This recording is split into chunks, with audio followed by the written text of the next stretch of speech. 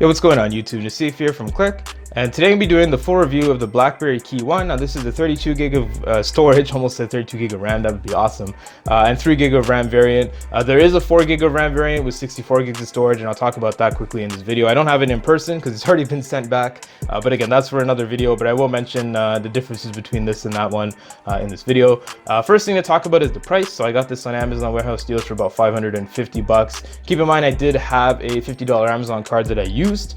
So if you are buying it on Warehouse Deals, it'll be 600. If you buy it outright from BlackBerry directly, I believe it's going to come to probably about 650, 700 for this one, and the black edition will be about 750 to 800, which is insane for a BlackBerry phone. So we'll talk about the price and if it's worth it later on.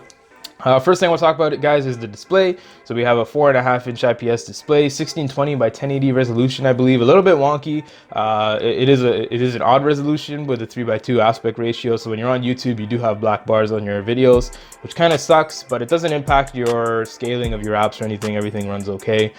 So again, display, it's nothing great. It's just a typical IPS display. Doesn't get crazy bright outside. It gets bright enough for, I guess, regular usage, but you are going to struggle to see the display out in direct sunlight. It's nothing like the Samsungs where they get up to like 1200 nits. I don't know the exact nits rating for this display, but it's definitely not as bright as the Samsungs. We'll leave it at that. Do I like it? It's all right. I mean, again, I have all the AMOLED devices, so the colors aren't as vibrant, the blacks aren't as black, and the whites aren't as white, you know what I'm saying? So the AMOLED display is definitely going to be better than the IPS display, hands down, any day. So that's just a problem for any IPS display phone, but it is what it is. Next thing I'm going to talk about is the build. So we do have a kind of aluminum frame with the plastic back, plastic rubbery back with the dotted texture. Do I like it? Not really. I wish that it takes away from the premium feel of the phone, because otherwise the keyboard feels premium, the metal rails feel premium. It's just the plastic back that gets you. It makes it feel really, really cheap. And I wish that they either did like an aluminum back or a special edition glass back or something, because, you know, you already have the plastic back, you have NFC. They didn't include wireless charging, which is kind of a big deal for me now, because my new charging station is all wireless. I don't have any, you know, USB-C wires linked up or Apple cables linked up. It's just straight wireless charging, and it's just a nuisance having to plug this on one device in when all the other Samsungs and whatnot support wireless charging.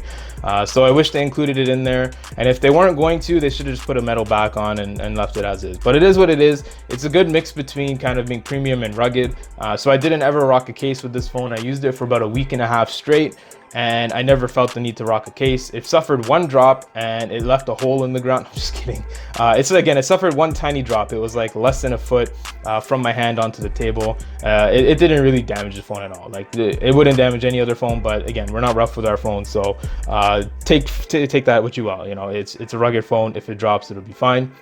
The keyboard up front is nice, good tactile feedback. You can set it to have a bunch of shortcuts. I think you can have a total for every key. Basically, you can set a short press and a long press, so you can have a ton of shortcuts set up here. But the problem with the keyboard is it's 2018 and nobody's trying to use a physical keyboard. It's really hard to get used to. Yes, it's a fantastic typing experience, but you're faster. I did the test. I'm actually faster on a virtual keyboard, hands down. There's no questions asked. It just feels a little bit more satisfying clicking these keys in, but from practicality standpoint, it's harder to use the physical keyboard because you got to actually press that key in versus just a quick tap on the display. The first couple days, and my fingers were red because you actually really got to push the key in, because when the phone's new, the keys aren't worked in. Now that they're worked in, it's easier to use, but again, it would just be easier if it was a virtual keyboard. But the keyboard is fantastic. If I was picking this or the Motion, I'd still take the KEYone just because of the keyboard. I would give that up for the BlackBerry phone anyway. But if I'm taking this over like an iPhone or a Samsung, definitely go with the Samsung for the typing experience, just because this is too hard to get used to in 2018. The keyboard, again, it's fantastic. You got the fingerprint scanner built into the spacebar. Activates relatively quick, not the fastest fingerprint scanner I've seen. So yeah, I think that's kind of down to software though. It buzzes before and then it takes a second for the screen to come in. So I think that's OS and processor, which I'll talk about now. So the software experience, guys, it's not great. I mean, it's a stock Android phone pretty much, running 7.1.1 with the January security patch. It is February 23rd now, and we don't have the February patch, so I don't know what BlackBerry's doing.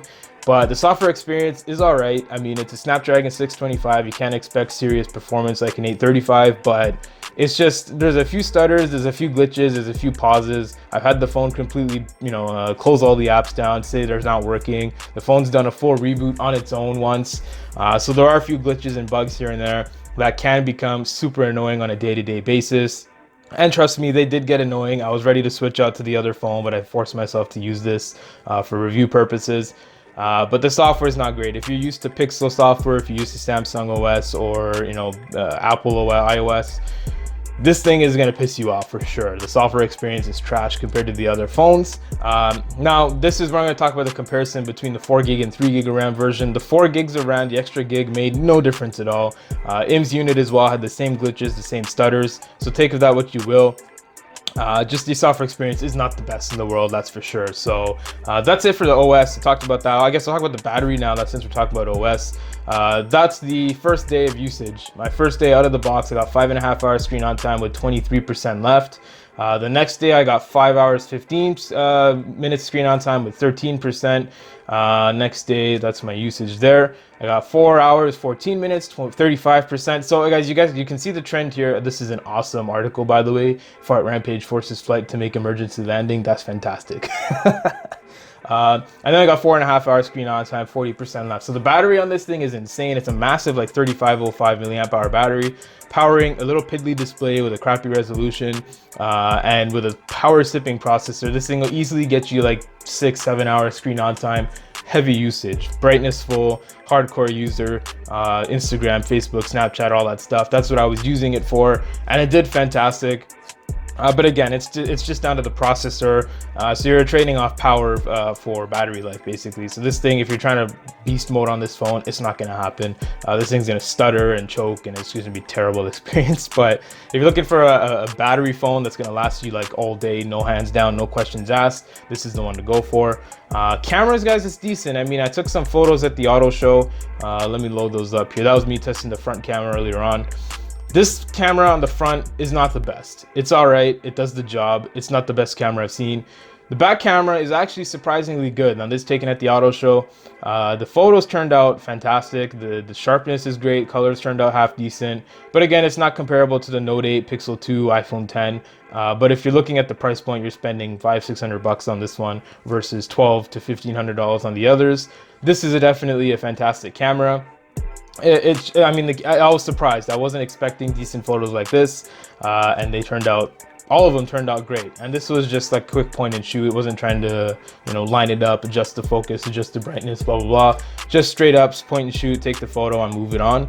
But yeah, the camera is fantastic. Would I compare it to the Note 8? Hell no, but definitely a good camera. It's not gonna be bad for like Instagram, Facebook, Snapchat, and whatnot. So, I think that's pretty much it. I covered all the important things I wanted to talk about. Now to talk about if this phone is staying or not, that's for another video. But do I recommend it? Now, that's a tough one. If you're coming from a BlackBerry Priv or a Passport or something, and you're really, really looking for a BlackBerry phone, then yes, this is definitely the best BlackBerry phone on the market, hands down. I would get this over the Motion, because if you're looking for a BlackBerry, you're looking for the keyboard, you don't want a full screen experience.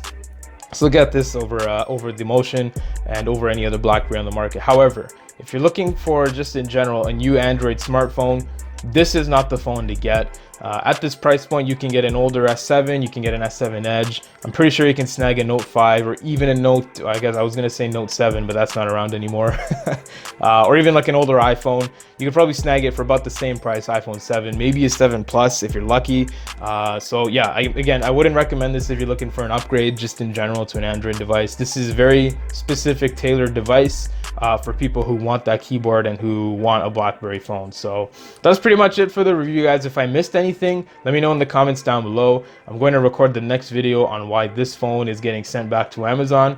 So stay tuned to the channel if you want to see that, if you want to see why it's going back. I'll have some comparisons with the other berries I have, and then we'll keep it moving. So anyways, guys, this has been the full review. Thank you guys so much for watching. This has been Nasif from Click, and I'm out. Peace.